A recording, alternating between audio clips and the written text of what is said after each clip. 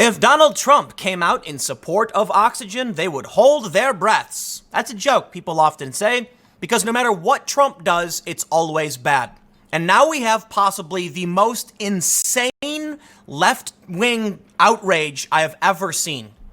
Trump came out this morning, announced that al-Baghdadi is gone. He is no longer alive, okay?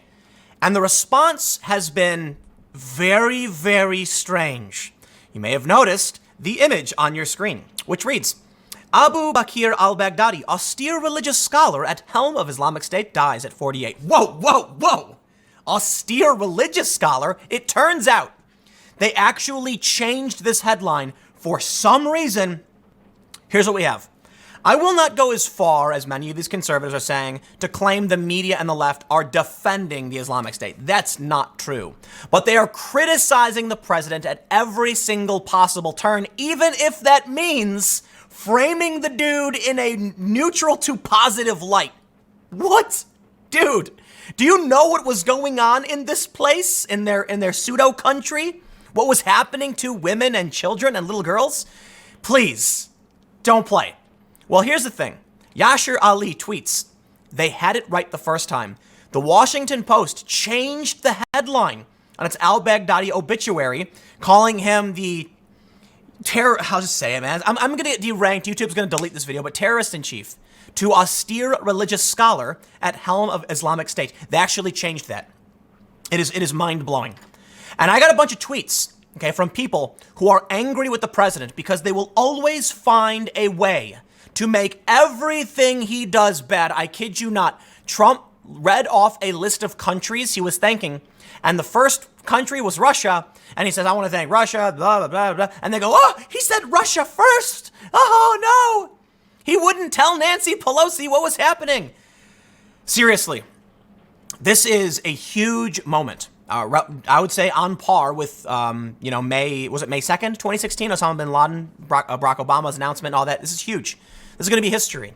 And it sparks possibly the end, for the most part. There's still going to be stragglers. There are still fighters. There are still people, but they have no leader. The head's been cut off. Check this out. They did update it. They call him an extremist leader of Islamic State. Really? Why did they change it in the first place? It's very, very weird. But now we can start talking about all of the outrage, and boy, is the outrage ridiculous. No matter what Trump does, they try and frame it in a way to make it bad, and it is the most annoying bad faith BS ever. Listen, man, I've seen a great critique of Trump's announcement this morning. Opening statement was strong. He then went on to discuss the operation, the partners, and thank them. Very strong. He then went off script and started answering questions and appeared to be a little bit weaker. Well, that's normal when you go off script. And I think that was a fair critique. Very, very strong opening. The longer he went on with questions, things kind of started getting murky and didn't seem as strong as they were before. Fine. How about no matter what Trump says, he's lying? No. Hold on. When you do this to me, I get angry, okay? It's like someone's trying, they're lying to you, but they're technically telling the truth. And you're like, dude, stop. Okay? Stop playing games. Tell me the truth. And this is annoying. This headline they've chosen, I call this technically the truth. It is a framing device they do all the time in media, but it is so ridiculous here. It is so absurd and out of line. You can tell. You can see it. You're like, whoa, are you nuts? We know who this guy was. What are you doing? But they do it all the time to everybody. They'll take, for instance, I'll tell you something I'm enjoying right now. You see, a few years ago, for about 30 seconds, I made a passive comment about a story that was in the news, Seth Rich. And Fox News had reported that Seth Rich had contacts with WikiLeaks. So someone passively asked me and made a comment about it. Later on, someone asked me about InfoWars reporters on the ground in various places, to which I also responded, that they're trying to get in the mainstream. That one 30-second little clip out of the thousands of instances I've talked about the crazy conspiracy theories is used by the New York Times, by NBC to smear me. This is the game they play. This is how the media plays games with the truth to manipulate you and lie to you. And it's what they're doing now. And now I get to face the brunt of that on my Wikipedia page as people are debating putting conspiracy theorist in my page because I passively commented on a breaking story from Fox News. How about that? Now we can see what they're doing to Trump, but you get it. They do it to Trump all the time. Well, Trump said this. I wrote a book, a really successful book, about a year before the World Trade Center. There's someone named Osama bin Laden. You ought to take him out. He's big trouble. I think I wrote 12 books. Nobody listened to me. Guess what? That's true. Okay, did Trump literally say in the book you ought to take him out? No. But Trump did talk about various instances in the Middle East, threats, terror threats, and he did specifically mention Osama bin Laden. Trump is speaking off the cuff. He's not being directly literal, but of course, when it comes to wanting to smear Trump, they're going to do that. And it's really, really annoying. I fall into this camp of the stop making me defend Trump camp, right? There's this really funny viral video where these people are saying all of these fake things about Trump. And every time a guy goes, that's not true, actually. It was, why are you defending the president? I'm not. You're just saying something that's not true. So here's what happened. This reporter says, basically, Trump is saying that he predicted bin Laden would attack the U.S., and that if people had listened to his warnings, 9/11 could have been avoided. I mean, it's a very, very strong interpretation, like you're going as far as possible. Trump said, hey, we got bad stuff happening. Look at this guy, right? Yes, that's what literally, it's in his book. You can read his book. Check this out. Truth Squad, Trump's misleading claim that he warned about Osama bin Laden. Whoa. Trump did warn about Osama bin Laden. It's not misleading at all. He literally did. What? You know, it's like they expect you to speak like a robot. You can't deviate any little bit, because if you speak figuratively in any sense, they'll take you literally and they will smear you for it. And now we have literally a story saying it's misleading that he claimed it because he only mentioned a bunch of really bad things in Osama bin Laden, but didn't say to take him out. Listen, I get it.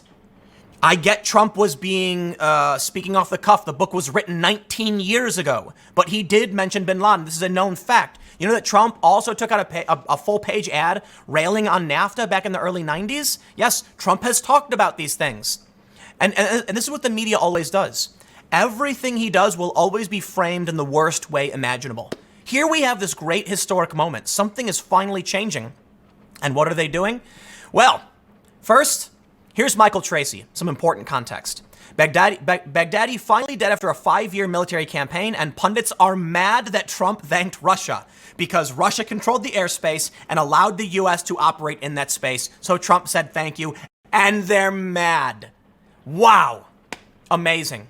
Oh, don't take my word for it. I pulled up a couple tweets. Here's John Harwood. He is CNBC, I guess. He says, Trump didn't give Pelosi... Okay, all right, a little bit of Russia. Trump didn't give Pelosi advanced word, indicating he didn't trust her to keep intel secrets. Pelosi was ranking Dem on Intel Committee. No evidence in her record raising doubts her handling of sensitive information. Trump gave top Russian officials classified info in Oval Office. So what?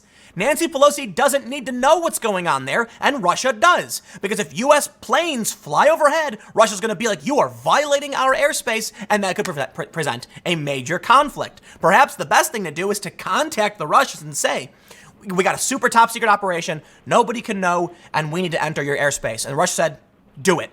And they did, because guess what? Nobody likes these guys down there. Nobody likes them, okay? I got more for you.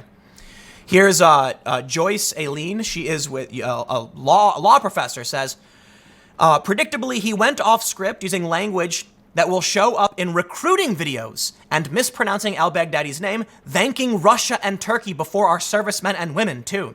Now we're down to counting how many small but important details he'll reveal, blah, blah, blah. Seriously? Use it in recruiting videos? Dude, chill out, okay? The dude's gone. But everything is, he's talking about Russia. Russia, first country thanked, Russia. So what? He read a list of countries. He was like, I'd like to thank Russia, Syria, the Kurds, our allies, providing intelligence. And they're like, but why did he say Russia first? Seriously. No, just wait for it. Did Trump just thank Russia before the U.S. intelligence officials? So what? Okay, this guy's a satirist. I'll let that one slide. You're allowed to be a comedian.